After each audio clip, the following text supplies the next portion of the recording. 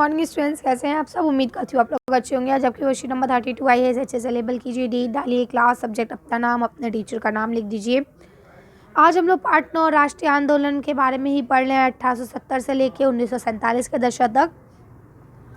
1890 के दशक तक बहुत सारे लोग कांग्रेस के राजनीतिक तौर तरीके पर सवाल खड़े करने लगे थे। पंजाब और महाराष्ट्र में बिपिन चंद्र पाल, बाल गंगाधर तिलक और लाला लाजपत राय जैसे नेता परिवर्तनवादी उद्देश्य और उपाधियों के अनुरूप काम करने लगे थे। उन्होंने निवेदन की राजनीति के लिए नरमपंथियों की आलोचना की और आत्मनिर्भरता तथा रचनात्मक कामों के महत्व पर जोर दिया। बाल गंगाधर तिलक ने नारा दिया, स्वतंत्र मेरा जन्मसिद्ध अधिकार है और मैं इसे लेकर रहूंगा। क्लियर है बात कि मतलब राष्ट्रीय आंदोलन धीरे धीरे बढ़ने लगा था। ठीक है। बंगाल का बंटवारा, व्यासर्ग जो आपकी कर्ज ने 1905 में बंगाल का बंटवारा कर दिया था। पूर्व बंगाल ब्रिटिश भारत का सबसे बड़ा प्रांत था। बिहार और उड़ीसा के कुछ भाग भी उस समय बंगाल का हिस्सा थे। अंग्रेजों का कहना था कि प्रशासनिक सुविधा को ध्यान में रखते हुए का बंटवारा करना ज़रूरी था। यानी अंग्रेज़ों ने, मैंने पहले भी आपको पढ़ाया था कि वो अपना लॉजिक नहीं दे सकते थे, लेकिन रीज़न जो है वो लॉजिकली होना चाहिए, तभी लोग उस पर यकीन करेंगे। इसलिए इन्होंने क्या कहा, इन्होंने कहा कि भाई असल में हम ना इसकी शासन व्यवस्था जो है उसको नहीं चला पा रहे हैं, इसलिए हमको इस एरिया को बांटना होगा। ठीक है।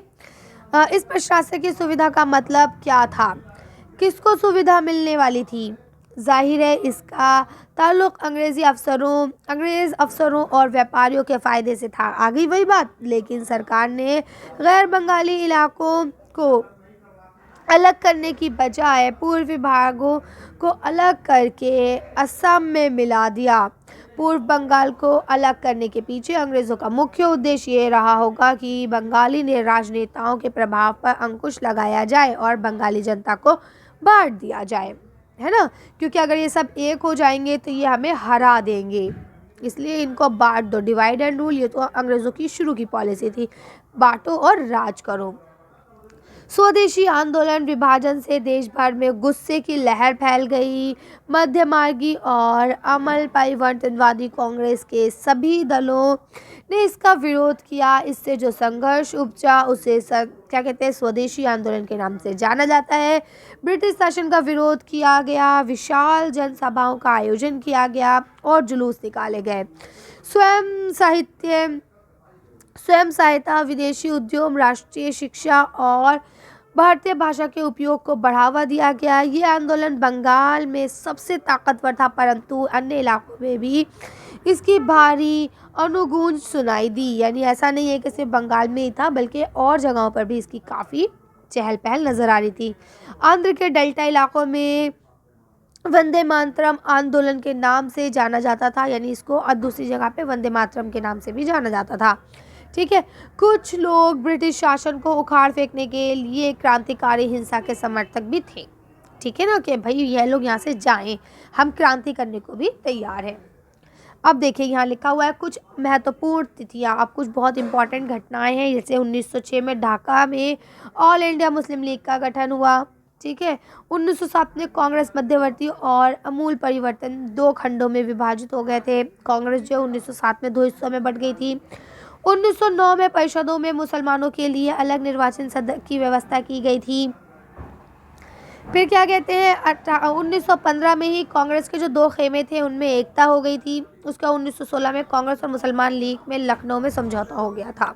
ठीक है। अब पहला प्रश्न लिखा है, कांग्रेस ने नरमपंथियों की आलोचना क्यों की होगी। चलिए तो आंसर देखते हैं इसका। आप लिख सकते हैं नरम दल जो थे वो बहुत ही ज़्यादा सीधे और सुलझे तरीके से काम करना चाहते थे, है ना। और इसी वजह से वो अंग्रेज़ों को मुंह तोड़ जवाब नहीं दे पा रहे थे, इसीलिए उनकी आलोचना की गई। अगला क्वेश्चन लिखा है, बंगाल के विभाजन के पीछे अंग्रेज़ों का वास्तविक मंशा क्या थी। देखिए आप लिखेंगे मुख्य ब्रिटिश मकसद जो था वो क्या था कि भाई जो बंगाल के राजनेताएं हैं उनका प्रभाव को कम करें और बंगाल के लोगों को भी विभाजित कर दें, है ना। जाहिर सी बात है, जब आपका एका नहीं रहेगा, जब आप अलग हो जाओगे, बढ़ जाओगे, तो आपके अंदर उतनी ताकत नहीं रहेगी जितनी होनी चाहिए। ठीक है।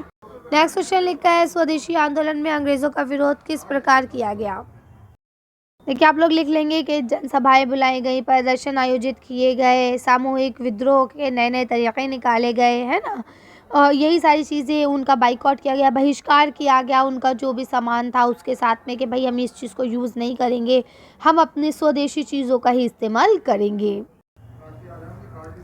फोर्थ क्वेश्चन लिखा है, बाल गंगाधर तिलक का प्रसिद्ध नारा स्वतंत्रता मेरा जन्मसिद्ध अधिकार और मैं इसे लेकर रहूँगा।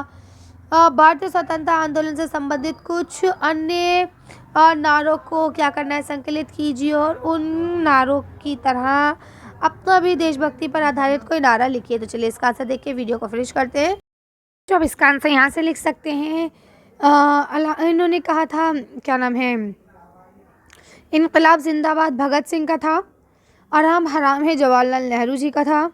तो मुझे खून दो मैं तुम्हें आज़ादी दूंगा नेताजी सुभाष चंद्र बोस का था। सारे जहाँ से अच्छा हिंदोस्तां हमारा अल्लामा इकबाल जी का था।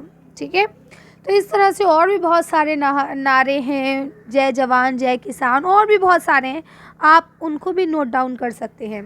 ठीक है, चलिए फिलहाल आज की वर्कशीट को हम यही खत्म करते हैं। अच्छी वीडियो में बस इतना ही। अगर आपको हमारी वीडियो पसंद आई हो तो प्लीज़ इसे लाइक और शेयर करें। अगर अभी तक आपने हमारे चैनल को सब्सक्राइब नहीं किया तो प्लीज़ हमारे चैनल को सब्सक्राइब करें। Thank you for watching.